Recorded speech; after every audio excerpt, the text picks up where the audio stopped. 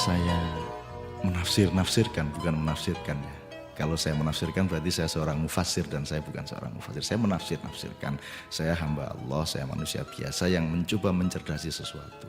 Dari kisah Nabi Khidir yang mengajak Musa melakukan perjalanan untuk membuktikan bahwa Khidir tidak pintar. Itu Khidir melakukan 3 hal yang Musa tidak boleh bertanya. Tapi Musa tidak tahan untuk tidak bertanya. Yang saya ingin tafsirkan adalah soal dimensi waktu. Jadi pertama Khidir membocorkan kapal. Yang nomor 2 Khidir membunuh anak kecil. Yang ketiga Khidir menegakkan pagar yang roboh. Ini di setiap pekerjaan ini Musa selalu protes. Sampai yang ketiga kali, hadza firaqun baini wa bainak ya Musa.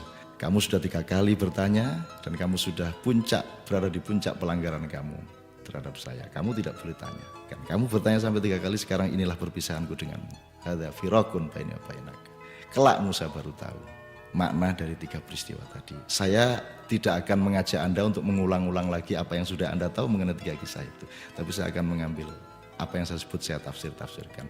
Jadi kapal bocor itu terjadinya kan sekarang. Kapal dibocorkan karena di sana ada kapal yang akan datang yang akan merampok ini kapal. Kalau tidak dibocorkan dia tampak bagus akan dirampok. Kalau dibocorkan dia menjadi karam, kapal yang perompak ini tidak jadi merampok. Jadi si Khidir sedang menyelamatkan kapal ini. Sekedar dibocorkan tapi tidak sampai dirampok.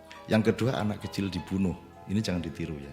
Bukannya dibunuh, diprotol ndase kepalanya ya oleh Khidir. Anak ini orang tuanya orang yang baik, taat, soleh solehah. Sementara anak ini Khidir tahu besok akan jadi anak yang jahat, pemuda kafir. Dan dia sangat kuat sehingga orang tuanya pasti akan ikut kafir. Maka Khidir membunuh dia. Sehingga dengan dia membunuh anak kecil itu maka dia menyelamatkan orang tuanya dari kekuasaan anaknya besok-besok dan menyelamatkan anak itu dari api neraka. Dengan dibunuh sekarang dia menjadi tidak jadi masuk neraka karena dia masih kecil. Orang tuanya juga tidak jadi masuk neraka karena anaknya tidak sempat mempengaruhi dia untuk jadi orang kafir. Jadi Khidir sedang menyelamatkan anak itu. Tapi Anda dan saya tidak usah pulang dari sini terus cari anak kecil kita putus kepalanya gitu ya. Ini si Khidir saja yang punya otoritas dan ilmu untuk itu. Yang ketiga tiang ditegakkan. Itu peristiwanya masa lalu. Jadi hidup ini sebenarnya siklus dari 3 peristiwa itu. Yang pertama masa kini, kapal tadi. Yang kedua masa depan. Anak kecil itu besok-besok akan jadi kafir dan pengaruh orang tua. Ini masa depan, dimensi masa depan. Yang ketiga masa silam. Tiang ditegakkan karena ada harta karun dari masa silam. Sebenarnya kita punya naluri dan metodologi untuk mengolah zaman dan sejarah. Ini berdasarkan siklus masa kini, masa depan, masa silam. Masa kini, masa depan, masa silam. Kekinian, ke besok-besokan dan ke masa laluan. Kalau kita marah sama anak kita kan gitu, kamu itu bagaimana? Tidak sekolah tiap hari, bolos saja. Besok-besok jadi apa kamu? Kan gitu kan.